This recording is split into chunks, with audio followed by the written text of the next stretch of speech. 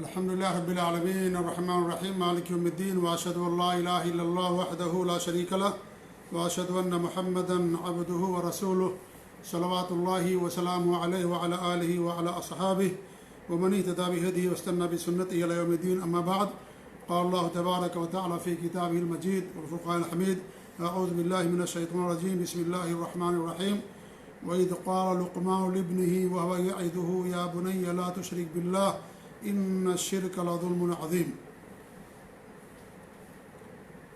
اللہ رب العالمین نے سب سے پہلی وصیت جو بیان کی ہے لقمان حکیم کے تعلق سے وہ یہ ہے کہ انہوں نے اپنے بیٹے کو وصیت کرتے ہوئے کہا کہ اللہ تعالیٰ کے ساتھ شرک نہ کرنا۔ اس سے پہلے کی آیت میں اللہ رب العالمین نے یہ بیان کیا کہ اللہ نے لقمان حکیم کو حکمتیں دے رکھی تھیں، اس کے بعد ان کی وصیتوں کو اللہ رب العالمین نے بیان کرنا شروع کیا تاکہ جو وصیتیں آ رہی ہیں بڑی حکمت اور دانائی پر مشتمل ہیں اور بڑی اہم وصیتیں ہیں۔ پڑھتے ہوئے ان وصیتوں پر انسان کا دھیان ہونا چاہیے، ان وصیتوں کی اہمیت کو سمجھنا چاہیے اور اس پر انسان کو عمل کرنا چاہیے۔ تو سب سے پہلے وصیت حضرت لقمان کی جو اللہ رب العالمین نے بیان کی وہ یہ اللہ کے ارشاد ہے کہ وَإِذْ قَالَ لُقْمَانُ لِابْنِهِ، اور جب لقمان نے اپنے بیٹے سے کہا واعظ کرتے ہوئے نصیحت کرتے ہوئے کہ یا بنی لا تشرک باللہ، اے میرے پیارے بیٹے، میرے برخوردار، میرے نور نظر، میرے جگر گوشہ، تم اللہ تعالیٰ کے ساتھ شرک نہ کرنا، ان الشرک لظلم عظیم، شرک بہت بڑا ظلم ہے۔ اولاد کی تربیت یہ اولاد کا ماں باپ کے اوپر حق ہے، اور یہ ایسا حق ہے جو والدین کو ادا کرنا ضروری ہے، اور بچوں کا حق والدین کے اوپر پہلے عائد ہوتا ہے۔ اور علماء نے یہ بھی بیان کیا ہے کہ قیامت کے دن پہلے ماں باپ سے سوال کیا جائے گا کہ انہوں نے اپنے بچوں کا حق ادا کیا یا نہیں کیا، اور بچوں سے بعد میں سوال کیا جائے گا کہ انہوں نے اپنے والدین کا حق ادا کیا یا نہیں کیا۔ تو یہ بچوں کی دینی تربیت، ان کی عقلی اور روحانی اور دینی اور علمی تربیت یہ بچوں کا ماں باپ کے اوپر حق ہے، لہذا یہ بہت بڑی ذمہ داری ہے، کیونکہ اولاد جہاں اللہ رب العالمین کی طرف سے ہمارے لیے نعمت ہیں اور دنیا کی زینت ہیں، وہیں ساتھ ہی ساتھ وہ اللہ رب العالمین کی طرف سے ہمارے لیے امانت بھی ہیں۔ اللہ رب العالمین نے ہمیں حکم دیا ہے کہ ہم اپنے آپ کو بھی اپنے اہل و عیال کو جہنم سے بچائیں۔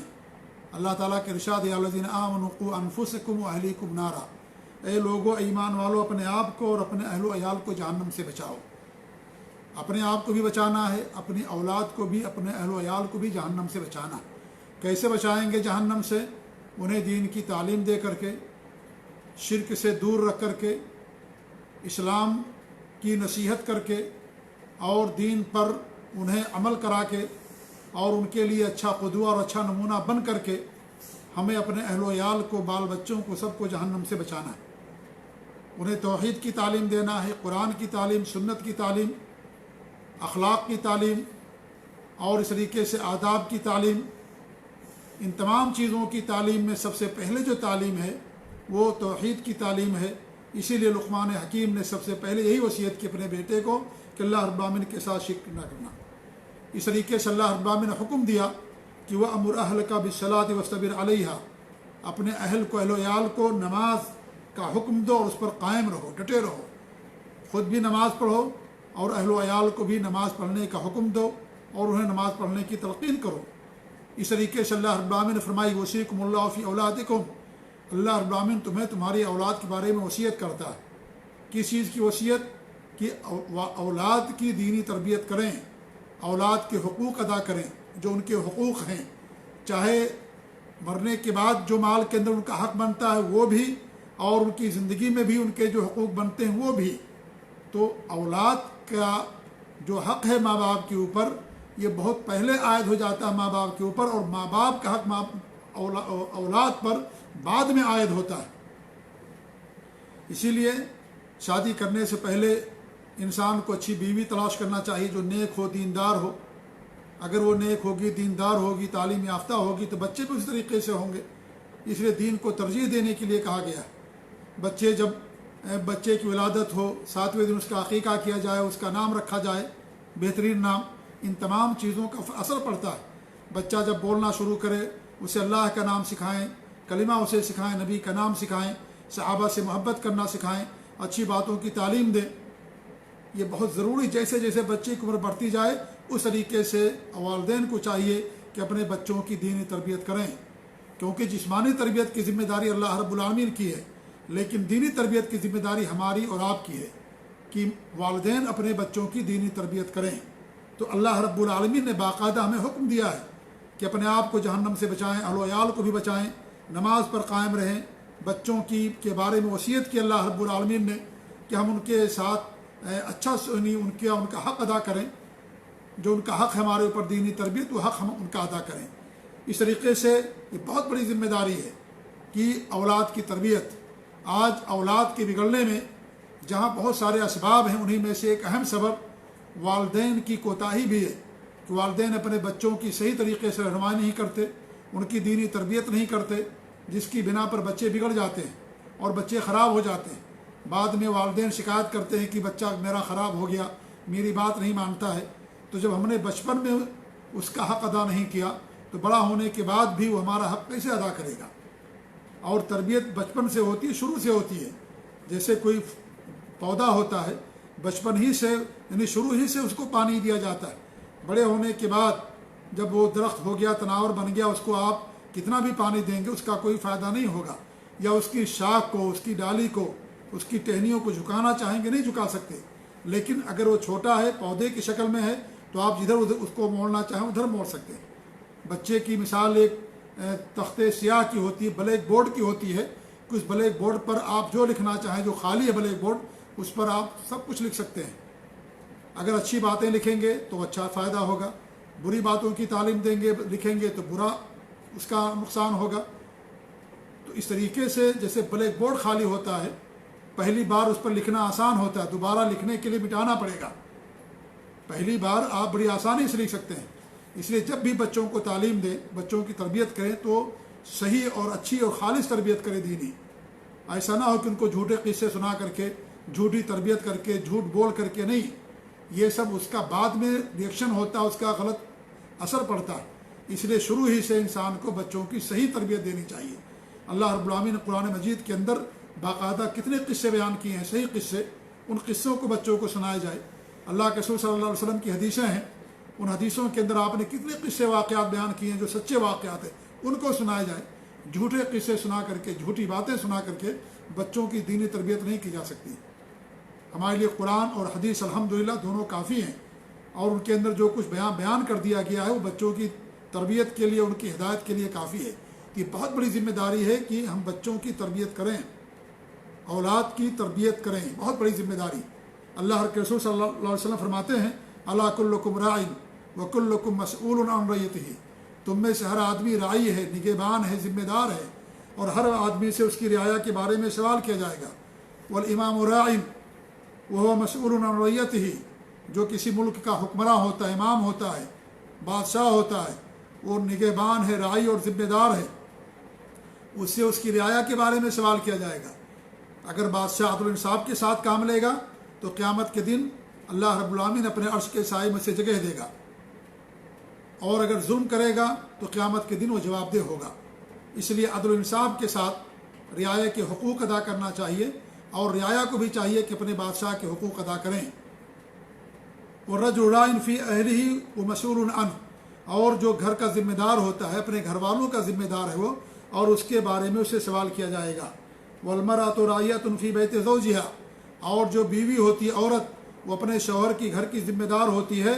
وَمَسْئُولَةٌ عَنْ رَعِيَّتِهَا، اور وہ اس کی رعایا کے بارے میں اسے سوال کیا جائے گا۔ شوہر کے مال کے بارے میں، شوہر کے گھر کے بارے میں، جو اس کی ذمہ داری ہے، اس ذمہ داری کے بارے میں اسے سوال کیا جائے گا۔ والخادم راع فی مال سیدہ، اور جو نوکر چاکر ہوتے ہیں، خادم ہوتے ہیں، غلام ہوتے ہیں، وہ اپنے مالک کے مال کے بارے میں ذمہ دار ہوتے ہیں۔ وہ مسئول عن رعیتہ، اور انہیں ان کے بارے میں سوال کیا جائے گا۔ اللہ فکلکم رائن، آگاہ ہو جاؤ، سن لو کان کھول کر کے، تم میں سے ہر آدمی نگہبان ہے، ذمہ دار ہے، وکلکم مسئول عن رعیتہ، اور تم میں سے ہر آدمی سے اس کی رعایا کے بارے میں سوال کیا جائے گا۔ ہر آدمی کی ذمہ داری، اور ہر آدمی کو اپنی ذمہ داری ادا کرنا چاہیے۔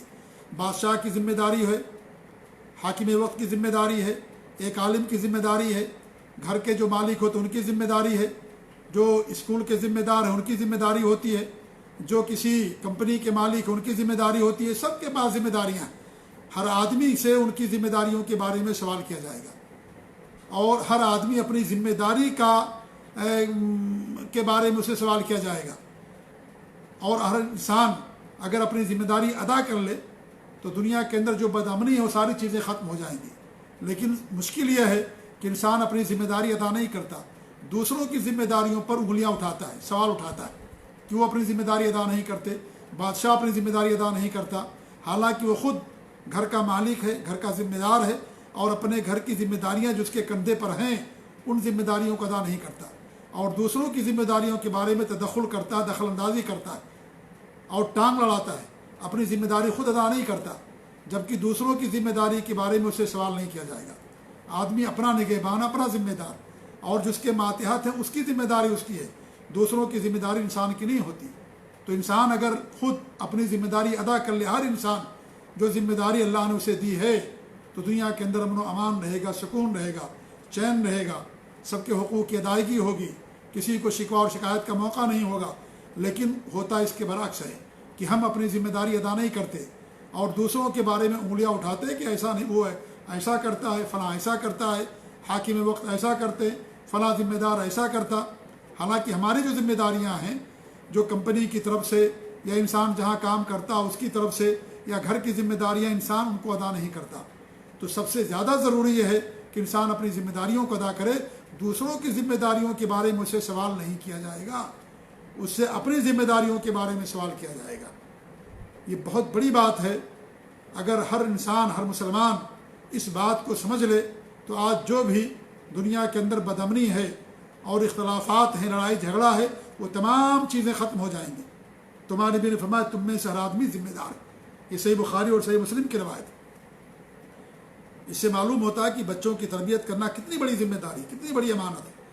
اس طریقے سے ہمارے نبی نے فرمایا ان اللہ سائل کل رائن عما استرعاہ، کہ اللہ رب العالمین پوچھے گا ہر اس شخص سے، ہر ذمہ دار سے جو اللہ نے اسے رعایا عطا کی، احفظ ام ضیع، اس نے اپنے رعایا کے حقوق کا خیال رکھا، ان کا خیال رکھا یا ان کو ضائع و برباد کر دیا۔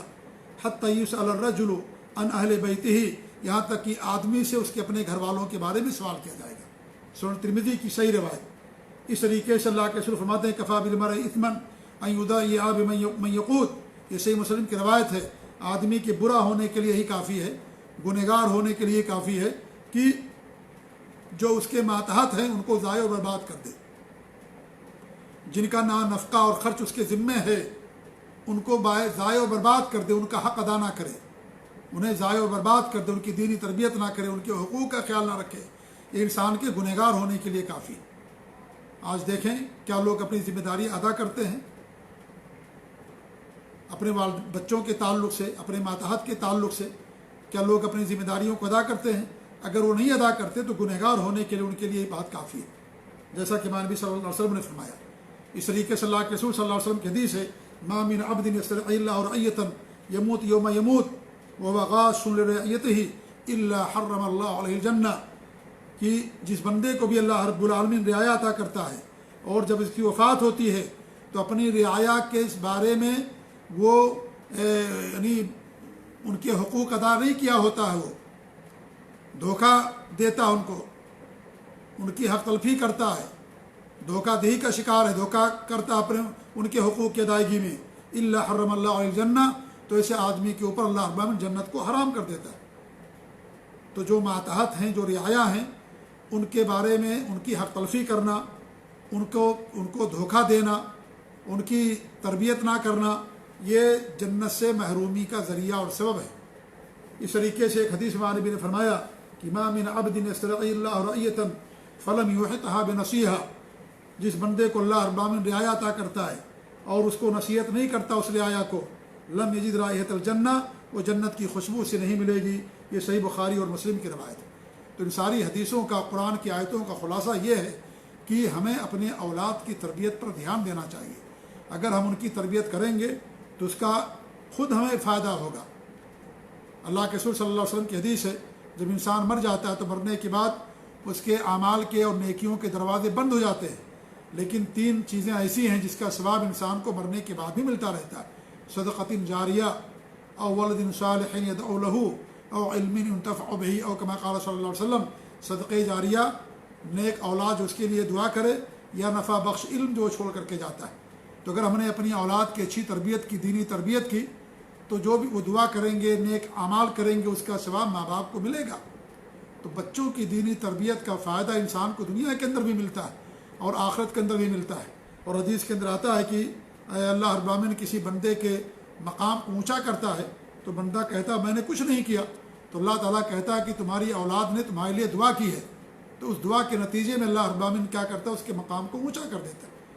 تو یہ اگر اچھی تربیت کریں گے، نیک نامی ہوگی، دین پر قائم رہیں گے، صدقات و خیرات کریں گے، اور جو بھی نیک کام کریں گے اس کا ثواب بھی ان کو ملے گا، کیونکہ وہ ان کی تربیت کا ذریعہ بنے اور دین پر استقامت کا ذریعہ بنے۔ اللہ تعالیٰ کے فضل کے بعد ان کی اچھی تربیت کی، دینی تعلیم دی، دین سکھایا، تو وہ سبب اور ذریعہ بنے۔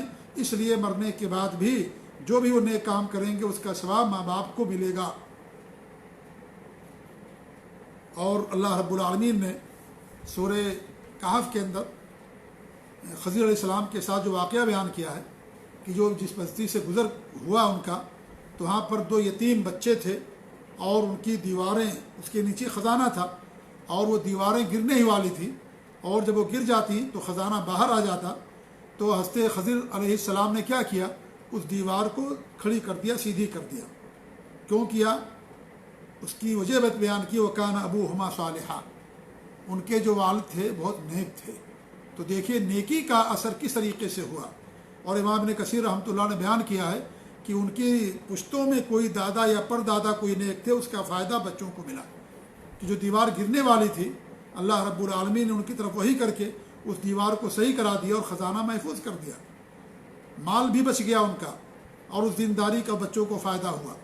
تو جو انسان اپنے بچوں کی دینی تربیت کرتا ہے اس کا مال بھی بچتا ہے، اور اس کی اور بچے دیندار بھی بنتے ہیں، کیونکہ اگر بچوں کی دینی تربیت نہ کی جائے، آپ مال کتنا بھی چھوڑ کر کے چلے جائیں، وہ مال چند مہینوں کے اندر، چند سالوں کے اندر ختم ہو جاتا ہے، کیونکہ بچے کو نہیں معلوم کہ اس میں کن کا حق ہے، اللہ کے حقوق کیا ہیں، نہ وہ صلہ رحمی کرتا ہے، نہ اللہ کے حقوق ادا کرتا ہے، نہ غریبوں کا حق ادا کرتا ہے، مال میں وہ عیاشی کرتا، جہاں چاہتا ہے مال خرچ کر دیتا، فضول خرچی سے کام لیتا، اور اس کا سارا مال تباہ و برباد ہو جاتا، ختم ہو جاتا ہے۔ تو اگر انسان اپنے بچے کی اچھی تربیت کرے گا تو اس کے مال بھی محفوظ رہیں گے، جائیداد بھی جو چھوڑ کر کے جائے گا محفوظ رہے گا، اور ساتھ ہی ساتھ آخرت کے اندر بھی اس کو فائدہ ہوگا اور اس کا نفع ملے گا۔ تو بہت ضروری ہے ہمارے لیے کہ ہم بچوں کی دینی تربیت کریں، یہ ان کا حق ہے ہمارے اوپر، ہمارا حق ان کے اوپر بعد میں عائد ہوتا ہے، جب وہ بڑے ہو جائیں گے، اس لائق بنیں گے، تب ہمارا حق ان کے اوپر عائد ہوتا ہے، اور ان کا حق ہمارے اوپر تو بہت پہلے عائد ہو جاتا ہے، حتیٰ کہ ان کی ولادت سے پہلے ہی عائد ہو جاتا ہے۔ جیسا کہ واقعہ بیان کیا جاتا ہے کہ ایک آدمی ایک عالم کے پاس اپنے 5-6 مہینے کے بچے کو لے کر کے گئے اور ان سے کہنے لگے کہ آپ مجھے بتائیے اپنے بچے کی میں کیسی تربیت کروں۔ تو عالم نے کہا کہ بھائی اس کی تربیت کا وقت نکل گیا ہے۔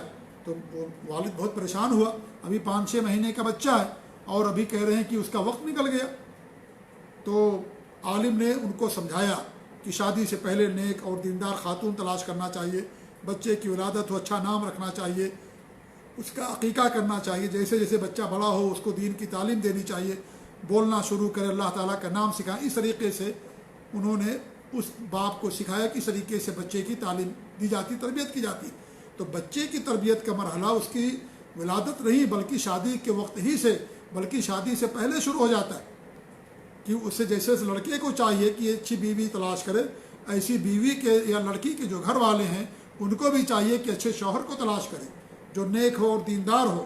ایسا نہیں کہ صرف لڑکی دیندار ہونی چاہیے، لڑکا بھی دیندار ہونا چاہیے، دونوں ان دینداری ہی کو ترجیح دینی چاہیے، کیونکہ خوبصورتی و مال، حسب و نسب، یہ ساری چیزیں، خوبصورتی تو انسان کی ختم ہو جاتی ہے، مال بھی انسان کا اللہ کے ہاتھ میں ختم ہو جاتا ہے، اللہ تعالیٰ چاہے تو چھین لے، اور اس طریقے سے خوبصورتی چند سالوں تک رہتی ہے، بڑھاپے میں سب برابر ہو جاتا ہے، تو دینداری انسان کے ساتھ باقی رہتی ہے۔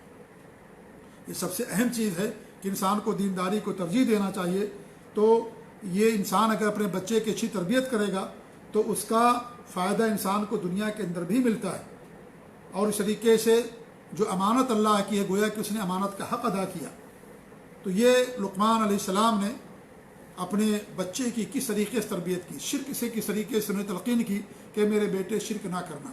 نصیحت یہ بھی ایک طریقہ ہے، ایک ذریعہ ہے بچوں کی دینی تربیت کرنے کا، کہ ان کو نصیحت کی جائے، پیار سے محبت سے ان کو سمجھایا جائے۔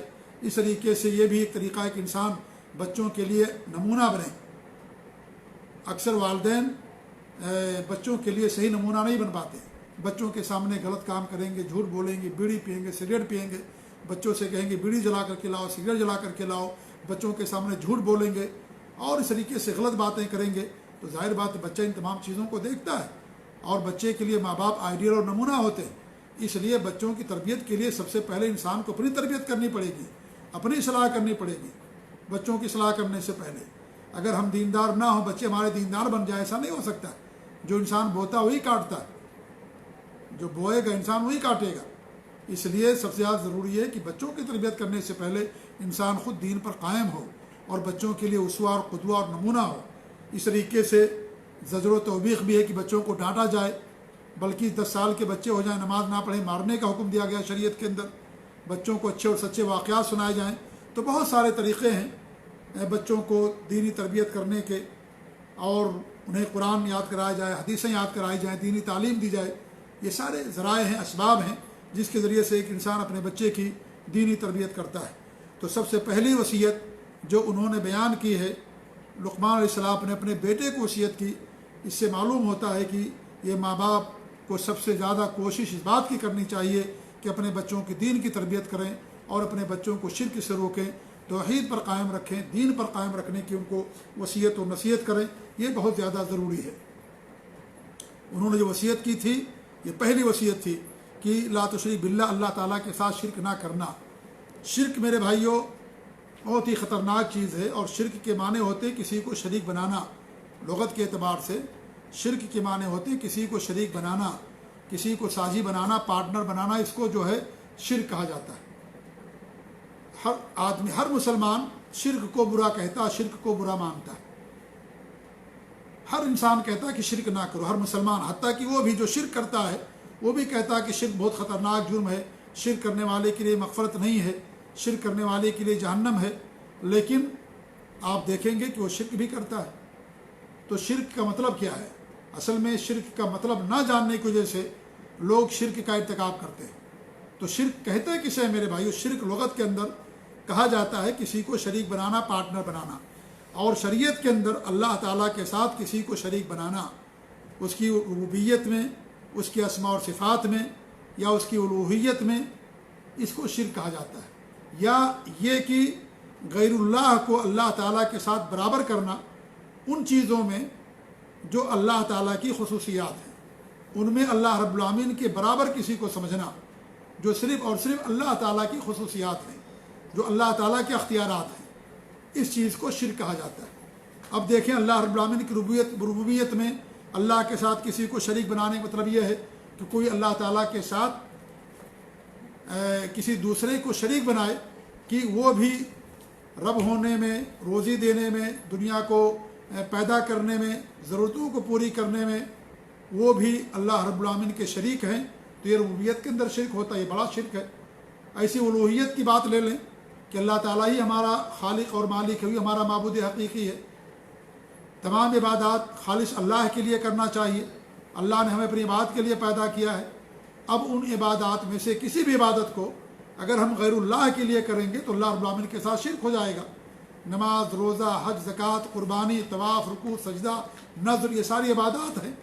اب ان کو اللہ کے علاوہ کسی اور کے لیے کریں گے یا اللہ کو کے ساتھ کسی اور کو شریک کر لیں گے تو اللہ رب العالمین کے ساتھ شرک ہو جائے گا۔ تو اللہ رب العالمین کی عبودیت میں، الوہیت میں کسی کو شریک کرنا، اور جو عبادات ہیں اللہ رب العالمین کے لیے ان میں کسی کو شریک کر لینا، یہ اللہ رب العالمین کے ساتھ شرک کہلاتا ہے۔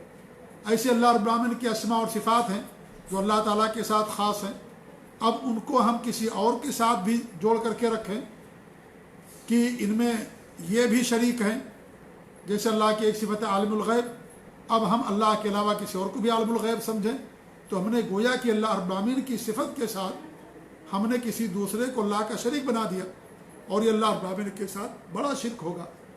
تو اسے شرک کہا جاتا ہے۔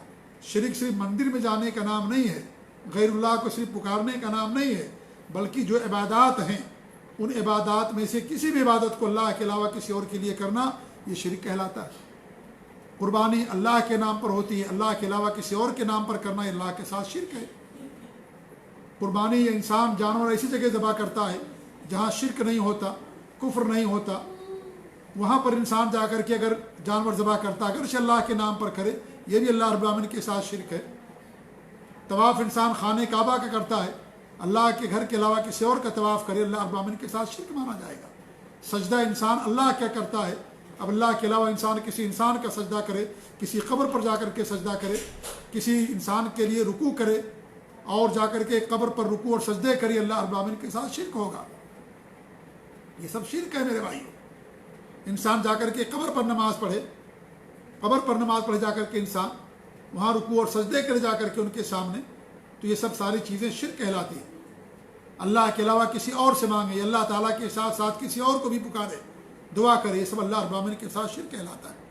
تو یہ شرک اسے کہا جاتا ہے کہ اللہ تعالیٰ کی ربوبیت میں یا اس کی الوہیت میں یا اس کے اسماء و صفات میں انسان اللہ تعالیٰ کے ساتھ کسی کو شریک بنا لے، یا جو چیزیں صرف اللہ کے اختیار میں ہیں، جو اللہ کی صرف خصوصیات ہیں، اللہ نے کسی کو اختیار نہیں دیا، اس نے اللہ رب العالمین کی خصوصیات ہیں، ان میں اللہ رب العالمین غیر اللہ کوئی بھی ہو، چاہے وہ فرشتے ہوں، چاہے نبی ہوں، رسول ہوں، جمادات ہوں، جن ہوں، کوئی بھی ہوں، اولیاء ہوں، پیر فقیر ہوں، انسان ہوں، جو بھی ہوں، غیر اللہ کے اندر سب آتے ہیں۔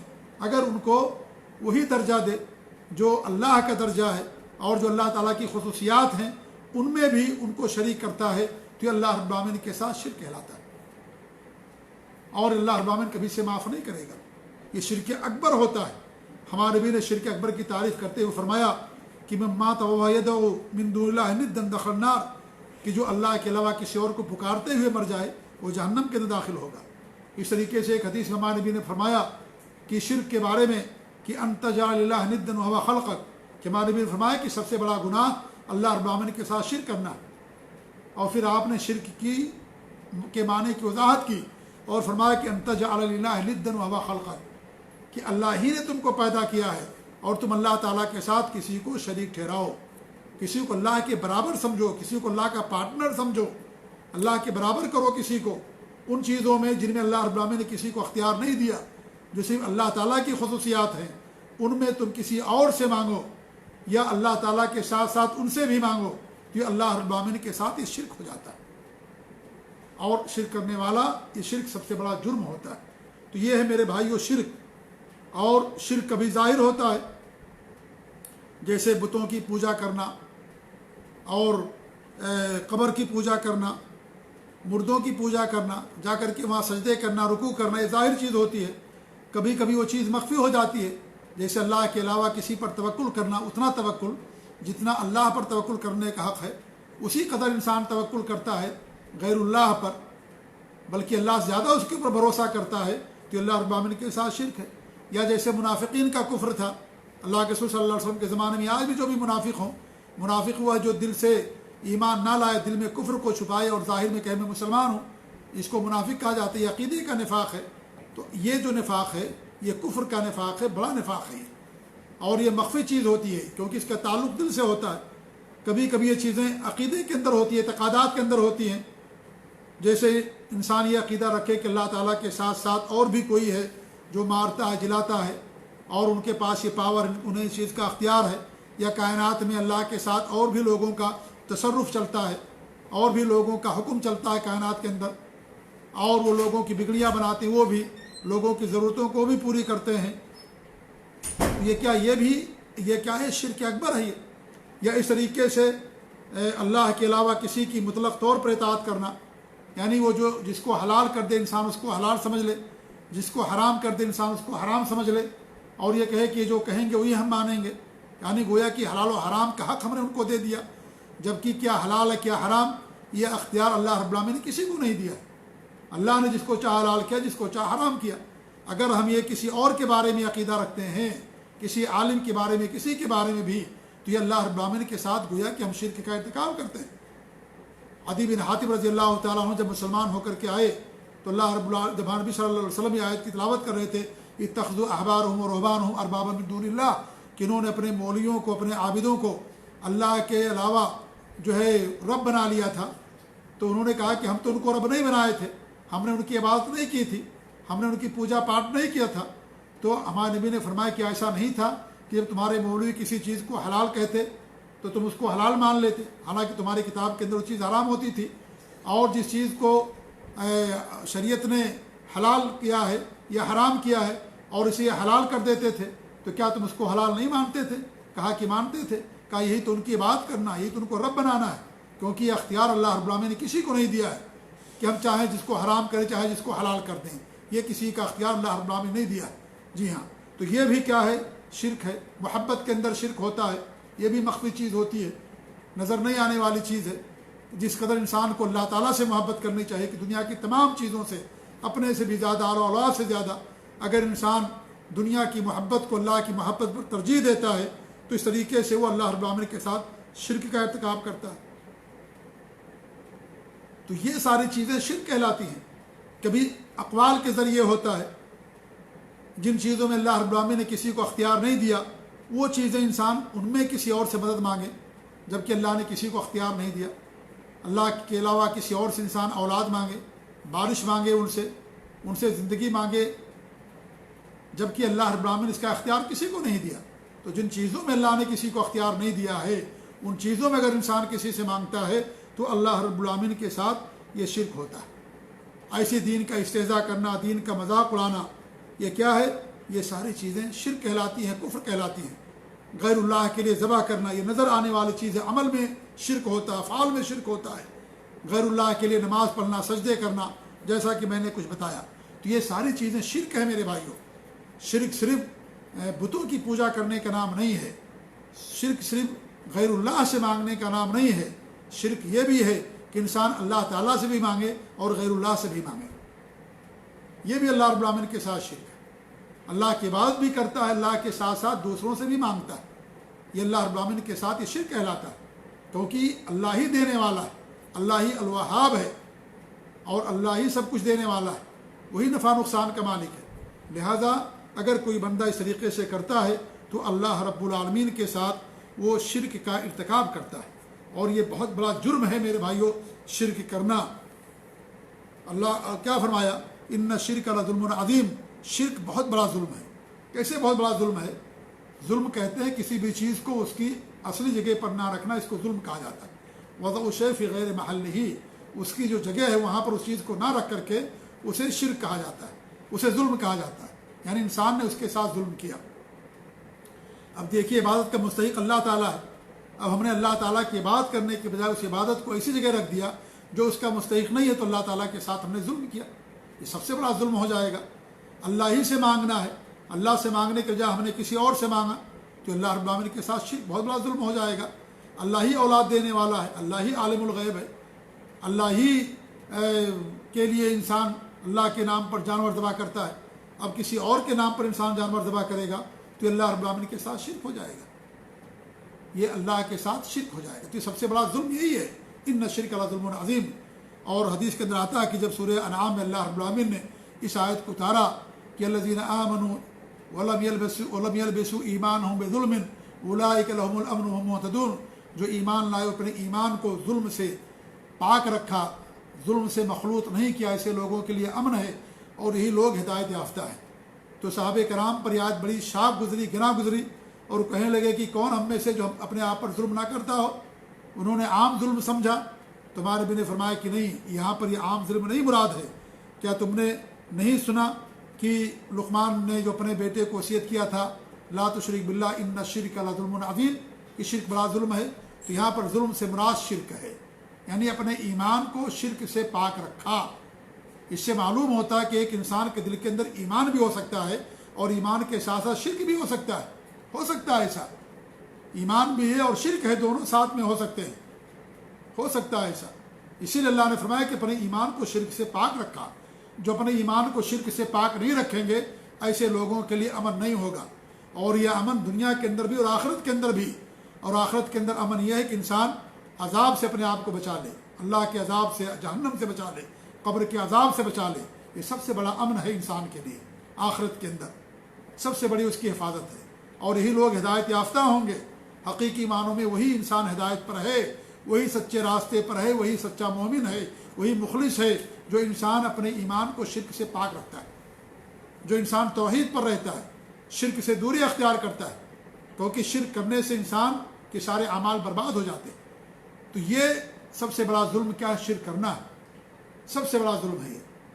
اور اس سے معلوم ہوا کہ قرآن کی تفسیر حدیث بھی کرتی ہے، قرآن کے معنی کو بیان کرتی ہے، قرآن کے اندر جو جس کا معنی عام ہے اس معنی کو خاص کر دیتی ہے۔ جیسے یہیں پر آپ دیکھیے ظلم کا معنی عام ہے، ظلم شرک کرنا بھی ہے، کسی کو ماننا بھی ظلم ہے، اپنے اوپر بھی ظلم کرنا ظلم ہوتا ہے، لیکن یہاں پر عام ظلم نہیں مراد ہے، یہاں پر شرک مراد ہے۔ کیسے معلوم ہوا؟ اللہ کے رسول صلی اللہ علیہ وسلم کی حدیث سے ہمیں معلوم۔ لہذا قرآن کو سمجھنے کے لیے حدیث کی ضرورت ہے، بغیر حدیث کے انسان قرآن کو نہ سمجھ سکتا ہے، نہ دین کے اوپر عمل کر سکتا ہے۔ تو ایک مثال ہے یہ کہ قرآن کریم کے اندر جو الفاظ عام ہیں اس عام معنی میں سے ایک خاص معنی کیا مراد لیا گیا ہے، یہاں پر حدیث اس معنی کو بیان کر دیتی ہے۔ اس طریقے سے آپ دیکھیں بہت ساری مثالیں ہیں۔ اللہ فرماتا ہے یوصیکم اللہ فی اولادکم، اللہ تعالیٰ تمہاری اولاد کے بارے میں وصیت کرتا ہے۔ کس چیز کی وصیت کرتا ہے؟ ان کے حقوق ادا کرنے کی۔ اس طریقے سے ان کے مال کے اندر جو یعنی جو اللہ نے وراثت کے اندر جو حق رکھا ہے اس حق کی اللہ نے وصیت کی ہے۔ اس کے بعد اللہ رب العالمین نے حقوق بیان کیے ان کے، کس کو کتنا مال ملے گا، کس کو کتنا مال ملے گا۔ یہاں اللہ رب العالمین نے نہیں فرمایا اولاد کہا مطلق، یہ نہیں فرمایا کہ جو مسلمان اولاد ہے انہی کو۔ حدیث بیان کرتی ہے کہ اگر جو مسلمان ہے وہ کافر کا وارث نہیں ہوتا ہے اور کافر مسلمان کا وارث نہیں ہوتا ہے، یعنی اللہ نہ کرے اگر کوئی مسلمان ہے اور اس کا بیٹا مان لیجیے اسلام سے نکل گیا تو اپنے باپ کا وارث نہیں ہوگا وہ۔ کیوں؟ اس لیے کہ دین سے نکل گیا وہ، حالانکہ اس کا لڑکا ہے، اس کا لڑکا ہے، اس کی نسبت اپنے باپ کی طرف کی جائے گی، اس کی اولاد ہے وہ، لیکن اس کے باوجود بھی وارث نہیں ہوگا۔ کیسے معلوم ہوا؟ ہمیں یہ حدیث سے معلوم ہوا۔ لہذا اولاد سے مراد جو اس کی اپنی اولاد ہیں، یعنی جو دین پر قائم ہے، دین مسلمان باقی، اگر اسلام چھوڑ دیں نعوذ باللہ اللہ سب کو اسے محفوظ رکھے تو وہ اس کے اپنے باپ کے مال میں سے وارث نہیں ہوں گے۔ تو یہ حدیث کیا کرتی ہے؟ قرآن کی تفسیر کرتی ہے، قرآن کے عام معنی کو خاص کرتی ہے۔ تو یہ حدیث کی اہمیت سمجھ میں آتی ہے کہ حدیث کتنی اہم ہے، کیونکہ قرآن و حدیث یہی دو چیزیں ہیں جو اللہ رب العالمین نے آسمان سے اتاری۔ تو میرے بھائیو شرک بہت بڑا ظلم ہے جیسے یہاں معلوم ہوا۔ اور شرک کیوں بڑا ظلم ہے، کیوں بڑا گناہ ہے؟ اس لیے کہ نمبر 2 مشرک پر اللہ رب العالمین نے جنت کو حرام کر دیا۔ انہ من یشرک باللہ فقد حرم اللہ علیہ الجنہ ومأواہ النار وما للظالمین من انصار۔ جو اللہ تعالیٰ کے ساتھ شرک کرے گا اللہ نے اس پر جنت حرام کر دیا ہے، اس کا ٹھکانہ جہنم ہے، اور ظالموں کا کوئی مددگار نہیں ہوگا، مشرکین کا کوئی مددگار نہیں ہوگا۔ تو مشرکین کے لیے جنت حرام ہے، ایسے لوگوں کا ٹھکانہ جہنم ہے۔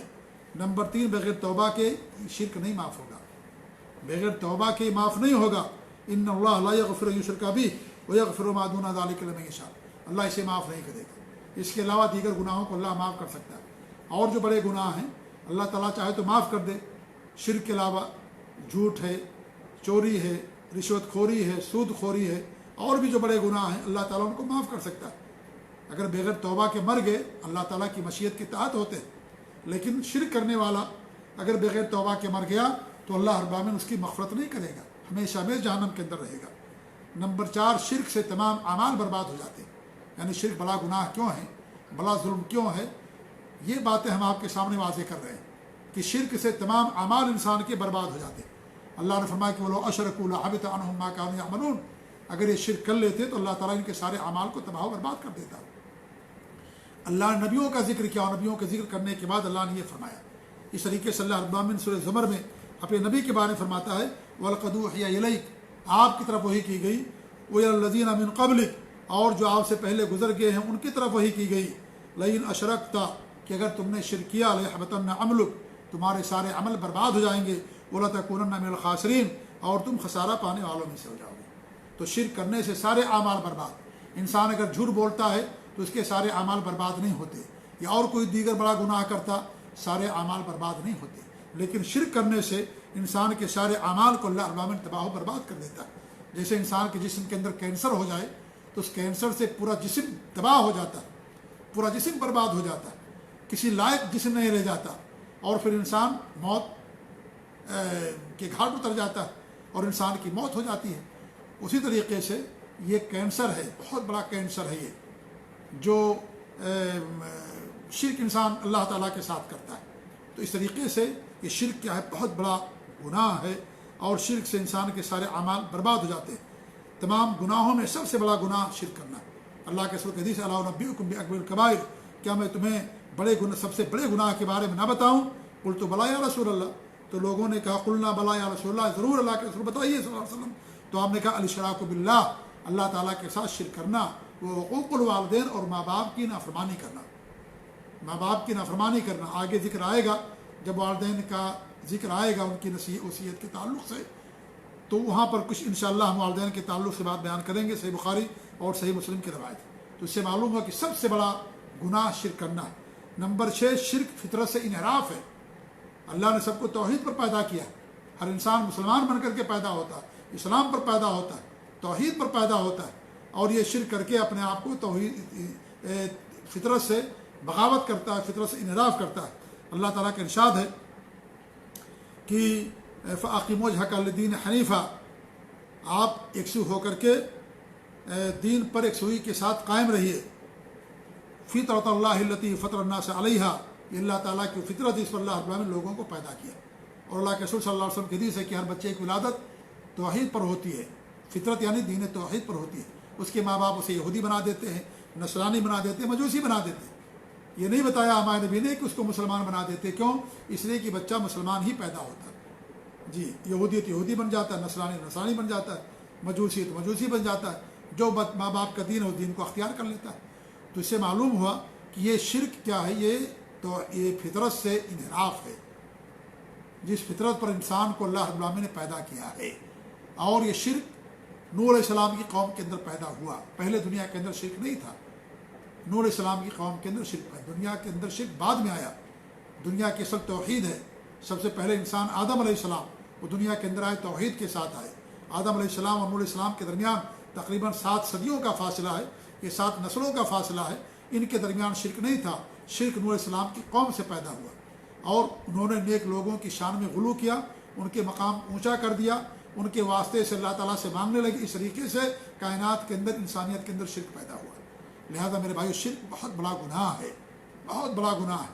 اللہ تعالیٰ ہر گناہ معاف کر دے گا، لیکن شرک کو کبھی بھی معاف نہیں کرے گا۔ اس لیے سب سے عظیم دولت جو ایک باپ اپنی اولاد کے لیے چھوڑ کر کے جاتا ہے، وہ دین کی دولت ہے، توحید کی دولت ہے، شرک نہ کرنے کی دولت ہے کہ انسان شرک سے اپنے اولاد کو بچا کر کے جائے، ہمیشہ ان کو وصیت و نصیحت کرتا رہے کہ بیٹا شرک نہ کرنا، بیٹا کفر نہ کرنا، توحید پر قائم رہنا، اللہ کے حق کو ادا کرنا، اللہ کے ساتھ شرک نہیں کرنا۔ ہمارے نبی نے فرمایا تھا کہ تمہیں وَلَئِن قُتِلْتَ أَوْ حُرِّقْتَ لَا تُشْرِكْ بِاللَّهِ، چاہے تمہیں جلا دیا جائے، چاہے تمہیں قتل کر دیا جائے، کبھی اللہ تعالیٰ کے ساتھ شرک نہ کرنا۔ معمولی شرک بھی انسان کرے گا تو اللہ تعالیٰ اس کو جہنم کے اندر داخل کر دے گا اگر وہ توبہ نہیں کرے گا۔ بہت بڑا شرک کرنے کی ضرورت نہیں، معمولی سی چیز بھی، معمولی شرک بھی اگر انسان نے کیا، اللہ تعالیٰ کبھی معاف نہیں کرے جب تک انسان توبہ نہیں کر لے گا۔ تو سب سے پہلی وصیت جو یہاں پر لقمان حکیم نے اپنے بیٹے کو کی، بڑی عظیم وصیت کہ آج اپنے بچوں کو وصیت کرتے ہیں، کیا اپنے بچوں کو نصیحت کرتے ہیں، کیا اپنے بچوں کو ہم دینی تربیت دیتے ہیں، سکھاتے ہیں ان کو کہ بیٹا شرک نہ کرنا۔ آج تو ہم والدین اپنے بچوں کے شرک میں پڑنے کا ذریعہ بنتے ہیں، ان کے ہاتھ میں تعویذ باندھتے ہیں، ان کے ہاتھ میں گنڈے باندھتے ہیں، ان کی کمر میں کردھن باندھتے ہیں، گنڈے باندھتے ہیں، اور ان سے شرک کراتے ہیں، کفر کراتے ہیں، نعوذ باللہ من ذالک۔ یعنی ماں باپ جن کو اپنے اولاد کے لیے شرک سے بچنے کا ذریعہ ہونا چاہیے، وہی اور والدین اپنے بچوں سے شرک کراتے ہیں اور شرک کے اندر گرفتار کرتے ہیں۔ بڑے افسوس کی بات ہے میرے بھائیوں، یہ بچے توحید پر پیدا ہوتے ہیں، اسلام پر پیدا ہوتے ہیں۔ اسلام کی بنیاد، اصل پہچان توحید ہے، لہذا اس توحید کو ختم نہ کیجیے، اس توحید کو باقی رکھیے، یہی کامیابی کی ضمانت ہے۔ اس توحید کے ذریعے سے انسان کو کامیابی ملے گی۔ شرک کرنے والے پر اللہ رب العالمین نے جنت کو حرام کر دیا، شرک کرنے والوں کا ٹھکانہ جہنم ہے، اس لیے اس گناہ کو بڑا گناہ سمجھیے، پوری کائنات میں اس سے بڑا گناہ نہیں ہے۔ تمام نبیوں کے ہاں، سب کے ہاں، ہر قوم اور ہر ملت کے اندر جو نبی بھیجے گئے، سب کے ہاں سب سے بڑا گناہ اللہ تعالیٰ کے ساتھ شرک کرنا تھا، اس سے بڑا کوئی گناہ نہیں تھا۔ آج ہم اس کو بڑا گناہ ماننے کے لیے تیار ہی نہیں۔ تو میرے بھائیوں، گناہ کی خطورت کو، اس کی تباہ کاری کو، اس شرک کے ہمیں اور آپ کو سمجھنے کی ضرورت ہے کہ لقمان، یہ سب سے بڑی حکمت کی بات تھی جو لقمان حکیم نے اپنے بیٹے کے تعلق سے فرمائی کہ بیٹا اللہ تعالیٰ کے ساتھ شرک نہ کرنا، کبھی بھی شرک نہ کرنا۔ دیگر گناہوں کو اللہ معاف کر دے گا لیکن شرک کو معاف نہیں کرے گا۔ کاش ہم ان کی اس وصیت پر عمل کرتے اور اپنے بچوں کو شرک سے دور رہنے کی تلقین کرتے۔ یہی سب سے بڑی دولت ہے جو ایک باپ یا ماں باپ اپنے بچوں کے لیے چھوڑ کر کے جاتے ہیں۔ دین سے بڑی دولت کوئی دولت نہیں ہو سکتی، کوئی دولت نہیں ہو سکتی۔ سب سے بڑی دولت دین کی دولت ہے۔ اس سے انسان کو دنیا میں بھی فائدہ ہوگا اور آخرت کے اندر بھی فائدہ ہوگا۔ اللہ رب العالمین ہمیں شرک سے محفوظ رکھے۔ اللہ رب العالمین ہمیں اپنے بچوں کو شرک سے بچانے کی اللہ رب العالمین ہمیں توفیق دے۔ شرک سے ہمارے نبی ڈرا کرتے تھے، ہمارے نبی دعا کرتے تھے کہ اللہ رب العالمین میں تیری پناہ چاہتا ہوں کہ میں تیرے ساتھ کسی کو شریک ٹھہراؤں۔ حضرت ابراہیم علیہ السلام نے دعا کی، وہ جربنی و بنی ان نعبد الاسنام، اللہ تعالیٰ تو ہمیں بھی ہماری اولاد کو بتا کہ ہم بتوں کی پرستش کریں، غیر اللہ کی بات کریں، تیرے ساتھ شرک کریں۔ انبیاء کرام سب سے افضل ہمارے نبی صلی اللہ علیہ وسلم، اس کے باوجود بھی آپ دیکھیں کس طریقے شرک سے ڈرا کرتے تھے۔ کیوں؟ اس لیے کہ شرک کینسر ہے، شرک سارے اعمال کو برباد کر دینے والی چیز ہے۔ اس لیے شرک سے ڈرنا بہت ضروری ہے ہمارے لیے۔ کبھی انسان اس گمان میں نہ رہے کہ میں شرک نہیں کر سکتا، میں تو موحد ہوں۔ نہیں، اللہ سے دعا کریے، یا مقلب القلوب ثبت قلبی علی دینک، اے دلوں کو پھیرنے والے تو میرے دل کو اپنے دین پر قائم رکھ، ہمارے دل کو اپنے دین پر قائم رکھ۔ انسان کو ہمیشہ دعا کرنا چاہیے، توحید پر قائم رکھ، یہ ہمیشہ انسان کو دعا کرنی چاہیے۔ ہماری کیا نام، انسان کے دل اللہ کی دو انگلیوں کے درمیان ہے، اللہ جدھر چاہتا ہے ادھر پھیر دیتا ہے، اس لیے ہمیشہ انسان کو دعا کرنا چاہیے۔ کتنے موحدین تھے شرک کرنے والے بن گئے، کتنے مشرکین تھے اللہ ان کو توفیق دی، توبہ کیا اور توحید کے سائے میں آ گئے، توحید اپنا لیا انہوں نے۔ تو یہ میرے بھائیوں شرک بہت خطرناک گناہ، بہت ہی خطرناک گناہ، اس لیے اس سے بچنے کی ضرورت ہے۔ جیسے انسان آج کینسر سے ڈرتا ہے، کرونا وائرس سے ڈر رہا ہے، آج انسان کرونا وائرس سے کتنا ڈرتا ہے۔ اگر کسی سے کہا جائے کرونا وائرس فلاں آدمی کے پاس ہے اور ان کا چل چلاؤ جائیے، آپ ان کے ساتھ 2 دن رہ کر کے آئیے، تم کو 1 لاکھ 2 لاکھ 10 کروڑ بھی دیں گے، کوئی انسان جانے کے لیے تیار نہیں ہوگا۔ اتنا ڈر، اتنا خوف ہے۔ اس سے کہیں زیادہ ہم کو شرک سے ڈرنے کی ضرورت ہے، اس سے زیادہ اپنے آپ کو شرک سے بچانے کی ضرورت ہے، کیونکہ شرک وہ تو کرونا وائرس انسان کی دنیا برباد ہوگی۔ اگر اس کا ایمان محفوظ ہے، توحید محفوظ ہے، انشاءاللہ جنت کا مستحق ہوگا۔ لیکن اگر انسان کی دولت چھن گئی، یہ متاع، یہ گراں قدر جو متاع ہے جو اللہ نے دے رکھی ہے، اگر یہ چھن گئی میرے بھائیوں تو انسان کے لیے تباہی یقینی، انسان کے لیے جہنم یقینی بن جاتا ہے۔ اس لیے شرک کی خطرناکی کو ہمیں سمجھنے کی ضرورت ہے۔ شرک آخر اتنا خطرناک جرم ہے کیوں؟ اس لیے کہ اللہ رب العالمین کبھی گوارہ نہیں کرے گا، کبھی گوارہ نہیں کرے گا کہ اللہ رب العالمین کے ساتھ کسی کو پارٹنر بنایا جائے، کسی کو اس کے ساتھ شریک کیا جائے۔ لوگ کہیں کام کرتے ہیں، اگر وہ اپنے کفیل سے تنخواہ لے اور کام کسی اور کا کرے، کفیل اس کو برداشت نہیں کرے گا۔ گن کسی اور کے گائے، تعریف کسی اور کی کرے، اپنے کفیل کی برائی کرے، اپنے کفیل کو برا سمجھے، جو اس کا مالک ہے سمجھے، دنیاوی لحاظ سے سب کچھ اس کا برداشت کرتا ہے، اس کو تنخواہ بھی دیتا ہے، ساری چیزیں برداشت کرتا ہے، لیکن وہ اپنے مالک کا گن گانے کی بجائے دوسروں کا گن گائے، دوسروں کا کام کرے، تنخواہ اس سے لے، تو کبھی اس کو برداشت نہیں کرے گا۔ ہاں اگر وہ تاخیر کرے گا، لیٹ کرے گا، کام کے اندر کچھ وہ کمی ہے، برداشت کر سکتا ہے، لیکن اس چیز کو کبھی برداشت نہیں کرے گا۔ اس لیے میرے بھائیوں بہت خطرناک چیز ہے یہ، اپنے آپ کو شرک سے بچانے کی ضرورت ہے۔ اللہ تعالی ہمیں توحید کی اہمیت کو سمجھنے کی توفیق دے۔ اللہ تعالی ہم سب کو شرک سے محفوظ رکھے، آمین رب العالمین۔ آج یہیں پر ختم کرتے ہیں، انشاءاللہ باقی جو وصیتیں ہیں انشاءاللہ کل کے درس میں آپ لوگوں کے سامنے بیان کی جائیں گی۔ جزاکم اللہ خیر، السلام علیکم ورحمۃ اللہ وبرکاتہ۔